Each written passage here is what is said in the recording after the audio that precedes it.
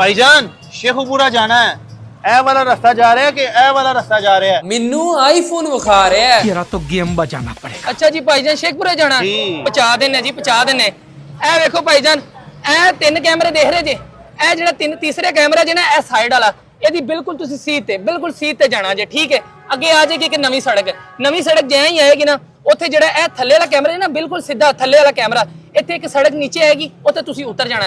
ਉਹ ਸੜਕ ਉਤਰਦੇ ਸਾਰ ਤੁਸੀਂ ਸਿੱਧਾ ਹੀ ਜਾਣਾ, ਬਿਲਕੁਲ ਜਿਵੇਂ ਹੀ ਸਿੱਧਾ ਤੁਸੀਂ ਜਾਣਾ ਜੇ ਨਾ, ਅੱਗੇ ਆਈਫੋਨ 15 Pro Max ਇਹ ਜਿਹੜਾ ਤਾਂ ਗੋਲ ਕੈਮਰਾ ਜੇ ਨਾ, ਗੋਲ ਕੈਮਰਾ ਇਹ ਬਿਲਕੁਲ ਗੋਲ ਕੈਮਰੇ ਦੀ ਤਰ੍ਹਾਂ ਇੱਕ ਗੋਲ ਚੱਕਰ ਆਏਗਾ। ਤੁਸੀਂ ਗੋਲ ਚੱਕਰ ਤੇ ਮੁੜ ਕੇ ਨਾ ਜਿਵੇਂ ਹੀ ਮੁੜਨਾ, ਇਹ ਫਲੈਸ਼ ਵੇਖ ਰਹੇ ਜੇ, ਬਿਲਕੁਲ ਇਹ ਫਲੈਸ਼ ਦੀ ਬਿਲਕੁਲ ਸੀਟ ਤੇ ਜਾਣਾ ਜੇ।